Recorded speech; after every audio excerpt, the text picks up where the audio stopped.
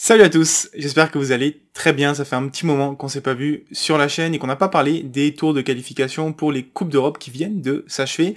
Pour la plupart des fans de foot, eh bien les Coupes d'Europe ça commence maintenant et pour nous, sur la chaîne, ça fait un moment qu'elles ont commencé déjà et qu'on raconte pas mal de très belles histoires. On va revenir sur les barrages et donc les dernières semaines de qualification, les exploits qu'il faut retenir. On va également faire un petit peu le point sur les pays qualifiés et on fera un focus sur un autre pays, cette fois-ci ce sera l'Irlande. On est parti.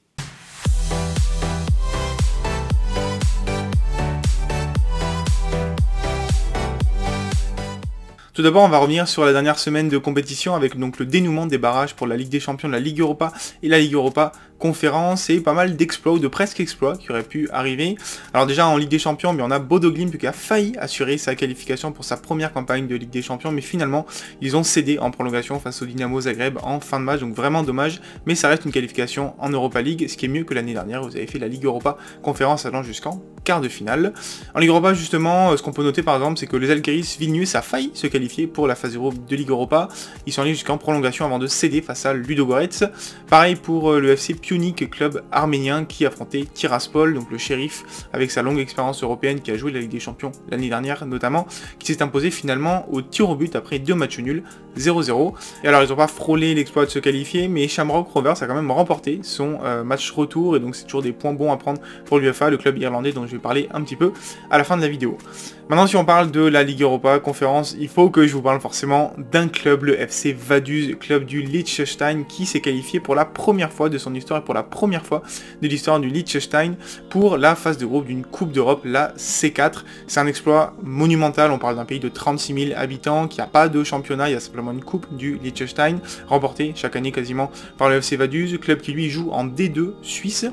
Donc pendant des années, ils ont fait les parcours de qualification, et finalement cette année, c'est la bonne. Ils ont quand même sorti de très belles équipes, Konyaspor notamment, club turc, et du coup cette semaine l'Austravienne, où ils se sont imposés donc 1-0 au match retour en étant à 11 contre 10 pendant une bonne partie du match. C'est un exploit énorme, et pour l'anecdote, Vaduz s'est retrouvé chapeau 3 en Ligue Europa Conférence, et pas chapeau 4 comme on aurait pu s'y attendre, tout simplement parce que chaque année, ils font les qualifications en tant que vainqueurs de la Coupe du Liechtenstein. Du coup, ils ont accumulé des points UEFA encore et encore, et donc ils se sont retrouvés finalement chapeau 3. Alors à côté de ça, il y a quelques déceptions dont j'ai envie de parler forcément. Linfield, champion de l'Irlande du Nord, qui a failli se qualifier, mais qui finalement a cédé en prenant un but en toute fin de prolongation face au FK RFS Club letton, et ils ont perdu finalement au tir au but. On a également un club bosnien, le HSK Zrinjski Mostar, qui répète le premier club bosnien à se qualifier en C4, mais qui a cédé au tir au but face au Slovan Bratislava, champion de Slovaquie. Également un club polonais, le Rakow Częstochowa, j'espère que je le prononce bien, qui a failli se qualifier face au Slavia Prague, qui a cédé en prolongation. Viking FK, club norvégien, qui est pas passé loin non plus face au FC Steaua Bucarest. Et enfin un petit clin d'œil au club maltais de Hamrun Spartan, qui a obtenu un beau nul 3 partout face aux Partisans Belgrade lors de son élimination, donc en barrage, qui est pas passé loin finalement de se qualifier en C4. Ce sera peut-être pour l'année prochaine.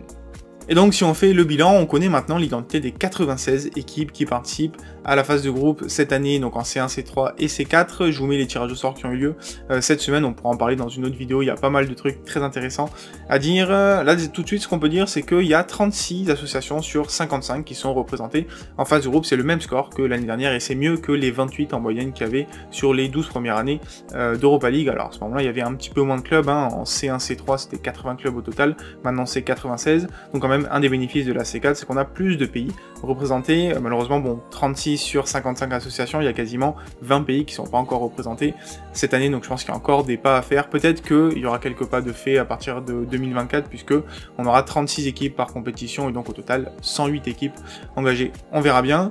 Du coup, on a 15 pays représentés en Ligue des Champions sur 32, c'est pas beaucoup, mais on est habitué, la Ligue des Champions elle est un petit peu fermée déjà.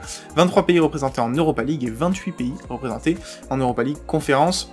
3 pays qui vont découvrir les phases du groupe, et donc les supporters vont pouvoir faire la fête dans les stades pendant au moins tout l'automne. On a la Lituanie avec les Žalgiris Vilnius, le Kosovo avec le FC Balkany, et enfin bien sûr le Liechtenstein avec le FC Vaduz.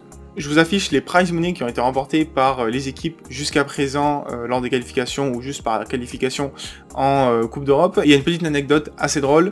Shamrock Rovers, club irlandais donc, a remporté 3,6 millions d'euros via ses tours de qualification. C'est plus en fait que la valeur de l'effectif qui est de 3,1 millions d'euros sur Transfermarkt. Donc voilà, pour dire que ces qualifications, ça représente quand même une manne financière très importante pour ces petits clubs.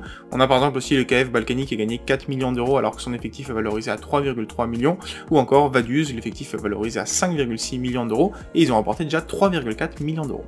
Et donc vous l'aurez compris, dans cette série sur les tours préliminaires, on termine cette vidéo avec un focus sur les clubs d'un pays en particulier. Cette fois-ci, c'est les clubs irlandais. Je vais remercier bien sûr très chaleureusement le compte Twitter Football Irlandais qui a répondu à toutes mes questions de manière très détaillée. Merci à toi, je mets le lien de ton Twitter sur la description. Et avant de vous parler des 4 clubs qui étaient engagés cette année en Coupe d'Europe, juste vous rappeler que le championnat irlandais se passe sur une année calendaire, comme pas mal de championnats en Europe finalement. Donc pendant ces qualifications européennes, en fait, le championnat irlandais battait son plein. Et en ce moment, pour l'instant, c'est Shamrock Rovers, le club dont je vais parler à la fin, qui domine assez largement le classement. Un match en moins et déjà 7 points d'avance sur le deuxième Dundalk. Allez, je vais commencer par un club qui mériterait une vidéo tellement il est incroyable, c'est le club de Derry City, qui est basé dans la ville de Derry en Irlande du Nord. Et oui, un club irlandais qui en fait à la base a été créé en 1928 et qui a commencé son histoire dans le championnat nord-irlandais, remportant notamment un titre de champion en 1964-65, sauf que le club a une communauté catholique dans un pays qui se veut plutôt protestant, et donc si ça se passe bien pendant un temps, à partir de 1969 et la campagne des droits civils,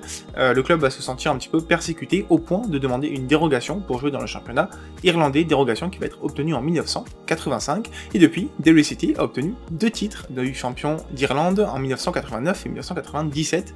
Alors si on exclut les clubs qui appartenaient à des grands pays comme la Tchécoslovaquie, la Yougoslavie, encore l'URSS, je crois que c'est une première de trouver un club qui a remporté un championnat dans 2 pays différents. Il y a également 3 coupes nord-irlandaises remportées par le club et 5 coupes irlandaises. Je trouve ça assez incroyable. Cette année, malheureusement, ça s'est pas très bien passé pour Derry City, qui avait notamment rencontré le PSG au premier tour de la coupe de l'UEFA en 2006-2007, amené par un entraîneur de renom, de ce que m'a dit Football Irlandais, Higgins.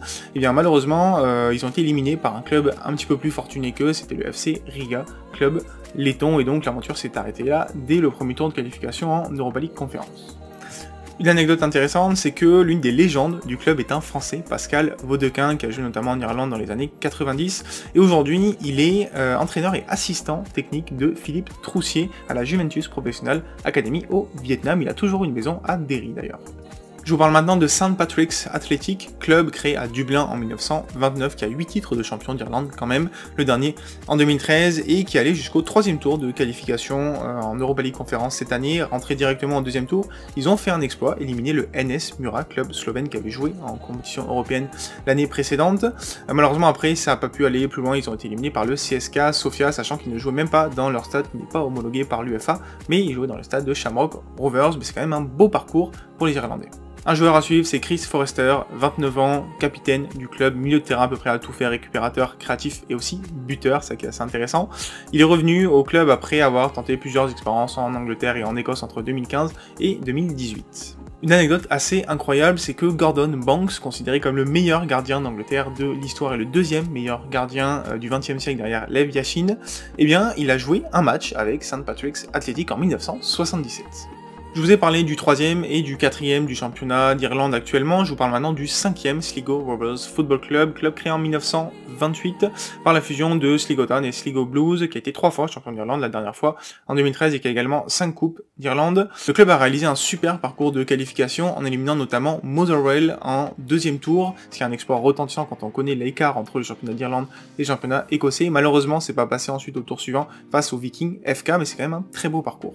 Sligo Rovers, c'est un club qui recrute notamment à l'étranger, qui a reçu des prêts d'Allemagne ou du Dynamo Zagreb encore, et s'il y a un joueur que je vous conseille de suivre, ça va être Max Mata, international néo-zélandais de seulement 22 ans, qui a marqué notamment pendant les qualifications, qui vient de prolonger son contrat et qui est un joueur vraiment à suivre pour la suite. Petite anecdote sur le club, c'est qu'ils ont affronté le FC Nantes en juillet 1996 lors de la coupe Intertoto, ils avaient même mené 2-0 au bout de 20 minutes de jeu avant de finalement se faire remonter et de faire match nul 3-3.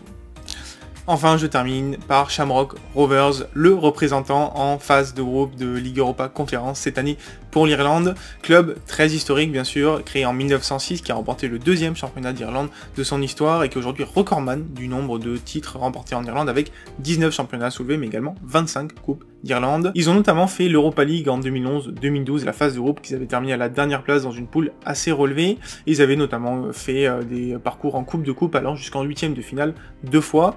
Cette année du coup, ils ont réussi à se qualifier en C4, je leur souhaite de faire beaucoup mieux qu'en 2011-2012. Ils ont notamment sorti pendant le parcours de qualification Hibernians Football Club, club maltais, ou encore le KF Shkupi, club macédonien, et donc ils ont perdu en barrage d'Europa League face à Ferencváros cette semaine, et ils vont donc participer à la Ligue Europa Conférence. Un joueur que je peux vous conseiller, c'est Rory Gaffney, le numéro 9 du club, enfin décisif. Il a eu pas mal de problèmes de blessures à son arrivée à Shamrock, et maintenant il est très efficace, plante but sur but, et ça fait vraiment du bien au club. L'anecdote que je peux vous rajouter également, c'est que Shamrock Rovers, ça vient en fait de la première adresse historique du club, qui était Shamrock Avenue.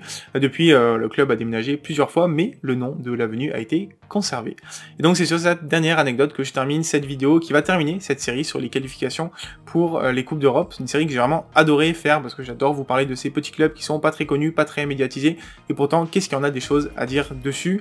J'espère que cette vidéo vous aura plu. Encore merci à Football Irlandais d'avoir répondu à toutes mes questions, encore merci à vous d'avoir suivi cette série. N'hésitez pas à me dire en commentaire si elle vous a plu, j'essaierai de la reproduire l'année prochaine.